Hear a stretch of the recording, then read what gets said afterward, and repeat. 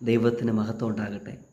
ദൈവത്തിൻ്റെ വചനങ്ങളിപ്പോൾ എന്നിൽ കൂടി കേട്ടുകൊണ്ടിരിക്കുന്ന എൻ്റെ എല്ലാ സഹോദരങ്ങളെയും എൻ്റെ ദൈവം നിങ്ങളെ ധാരാളമായി അനുഗ്രഹിക്കട്ടെ, സഹായിക്കട്ടെ എന്ന് ഞാൻ ആത്മാർത്ഥമായിട്ട് നിങ്ങൾക്ക് വേണ്ടി പ്രാർത്ഥിക്കുകയാണ്.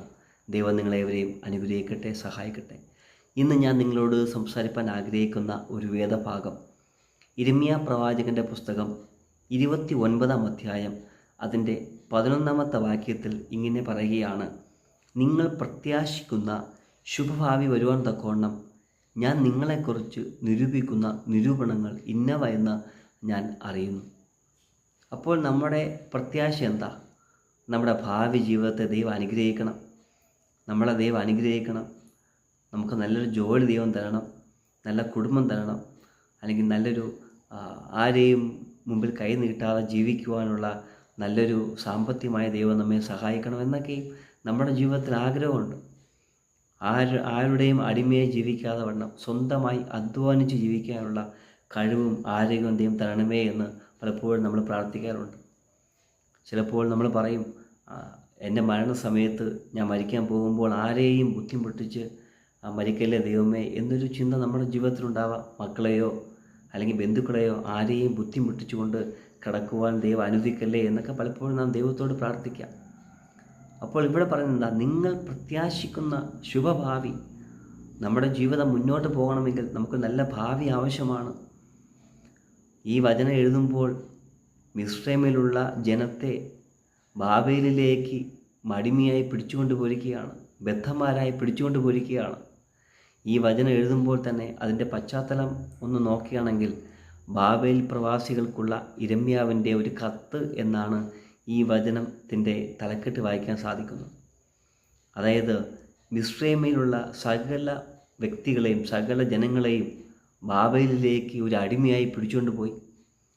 അവിടെ പിടിച്ചുകൊണ്ട് പോയിട്ടും അതിൻ്റെ 29-ാം അധ്യായം അതിൻ്റെ 5-ാമത്തെ വാക്യത്തിൽ ദൈവത്തിൻ്റെ ആത്മാവ് ജനത്തോട് പറയുകയാണ്: നിങ്ങൾ വീടുകളെ പണിത് പാർപ്പിൻ, തോട്ടങ്ങളെ ഉണ്ടാക്കി ഫലം അനുഭവിപ്പിൻ. എന്നെ കേൾക്കുന്ന സഹോദരങ്ങളെ, ഇവിടെ ബാബേൽ പ്രവാസത്തിൽ ഒരു അടിമയായി തൻ്റെ ദൈവത്തിൻ്റെ മക്കൾ അവിടെ കിടക്കുകയാണ്. എന്നിട്ടും ദൈവം അവരോട് പറയുകയാണ്, നിങ്ങൾ പാർക്കുന്ന സ്ഥലത്ത് നിങ്ങൾ വീടുകളെ പണിത് അവിടെ തോട്ടങ്ങളെ ഉണ്ടാക്കി അവിടെ സന്തോഷമായി ആ തോട്ടത്തിലെ ഫലം അനുഭവിച്ചുകൊണ്ട് ജീവിക്കുക എന്ന് ദൈവത്തിൻ്റെ അരുളപ്പാട് തൻ്റെ ദൈവത്തിൻ്റെ മക്കൾക്ക് ദൈവം കൊടുക്കുകയാണ്. അപ്പോൾ അവിടെ ഭാവി ജീവിതം ഇനി എന്തു ചെയ്യും? ഈ അടിമത്വത്തിൽ നിന്ന് എന്തു ചെയ്യും? എങ്ങനെ രക്ഷപ്പെടും എന്ന് അവർ ചിന്തിക്കുമ്പോഴും അവരോട് ദൈവത്തിൻ്റെ ആത്മാ പറയുകയാണ്, നിങ്ങളുടെ പ്രത്യാശ അല്ലെങ്കിൽ നിങ്ങളുടെ ഭാവി നിങ്ങൾ എന്താണ് നിരൂപിക്കുന്നത്, ഞാനത് നിങ്ങൾക്ക് തരുമെന്ന് ദൈവത്തിൻ്റെ വചനം അവിടെ പറയുകയാണ്. അതിൻ്റെ താഴോട്ട് വായിക്കുമ്പോൾ, നിങ്ങൾ എന്നോട് അപേക്ഷിച്ച് എൻ്റെ സന്നിധിയിൽ വന്ന് പ്രാർത്ഥിക്കുകയും ഞാൻ നിങ്ങളുടെ പ്രാർത്ഥന കേൾക്കുകയും ചെയ്യും. അവിടെ അടിമത്വത്തിലാണെങ്കിൽ പോലും ദൈവം പറയുന്നത്, നിങ്ങൾ പ്രാർത്ഥിക്കുക, നിങ്ങളുടെ പ്രാർത്ഥന ഞാൻ കേട്ടിരിക്കും.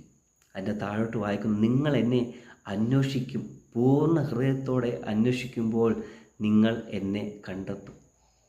ഒരു മനുഷ്യൻ എങ്ങനെ ദൈവത്തെ കണ്ടെത്തുവാൻ സാധിക്കുമെന്ന് ചിന്തിച്ചിട്ടുണ്ടോ? നമ്മുടെ മനസ്സ് പൂർണ്ണമാണെങ്കിൽ, പൂർണ്ണമായി ഒരു കരടുമില്ലാതെ ദൈവത്തെ ആത്മാർത്ഥമായി സ്നേഹിക്കുന്ന ഒരു വ്യക്തിയാണെങ്കിൽ തീർച്ചയായിട്ടും നമ്മുടെ പ്രാർത്ഥന ദൈവം കേൾക്കുക തന്നെ ചെയ്യും.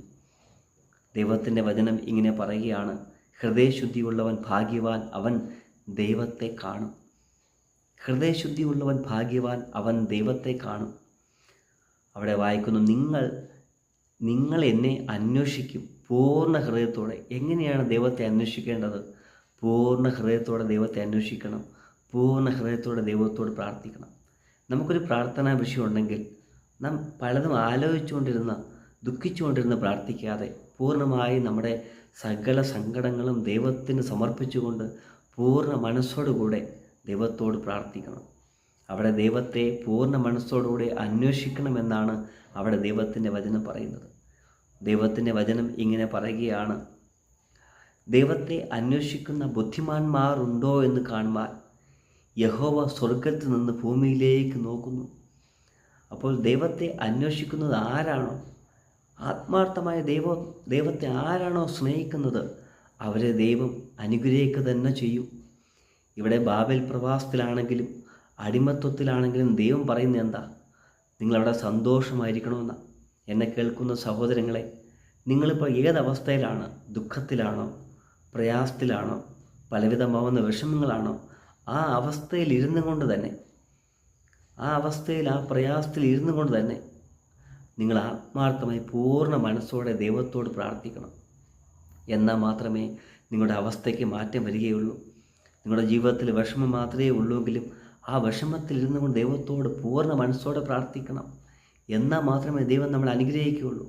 എന്നെ കേൾക്കുന്ന ആരെങ്കിലും സഹോദരങ്ങളെ, നിങ്ങൾ വിഷമത്തിലും ഭാരത്തിലും നിങ്ങൾ ദുഃഖിക്കുകയാണെങ്കിൽ ഈ ദൈവത്തിൻ്റെ വചനം പറയും പോലെ അടിമത്വത്തിലാണെങ്കിലും അല്ലെങ്കിൽ ഭാരത്തിലാണെങ്കിൽ പോലും ആ അവസ്ഥയിൽ ഇരുന്നു കൊണ്ട് ആത്മാർത്ഥമായി ദൈവത്തോട് പ്രാർത്ഥിക്കുകയും ദൈവത്തെ അന്വേഷിക്കുകയും ചെയ്താൽ നമ്മുടെ അവസ്ഥയ്ക്ക് വ്യത്യാസം വരും. നമ്മുടെ ഞെരുക്കങ്ങൾക്ക് വിശാലത വരുമെന്ന് ദൈവനാമത്തിൽ ഞാൻ നിങ്ങളോട് പറയുകയാണ്. അതുകൊണ്ട് ഈ വചനപ്രകാരം നിങ്ങൾ ഏതവസ്ഥയിലാണെങ്കിലും, പ്രയാസത്തിലാണെങ്കിലും പ്രതികൂലത്തിലാണെങ്കിലും, ചിലപ്പോൾ ഒരു അടിമത്വത്തിലാണെങ്കിൽ അവസ്ഥയായാൽ പോലും അതിന് നടുവിലിരുന്നു കൊണ്ട് ദൈവത്തോട് പ്രാർത്ഥിക്കുകയും പൂർണ്ണ മനസ്സോടെ ദൈവത്തെ അന്വേഷിക്കുകയും ചെയ്താൽ ദൈവം നിങ്ങളെ അനുഗ്രഹിക്കുകയും സഹായിക്കുകയും ചെയ്യും എന്ന് പറഞ്ഞുകൊണ്ട് ഈ എളിയ വാക്കുകൾ ഞാൻ നിർത്തുകയാണ്. ദൈവം ഏവരെയും അനുഗ്രഹിക്കട്ടെ, സഹായിക്കട്ടെ. ആമേൻ.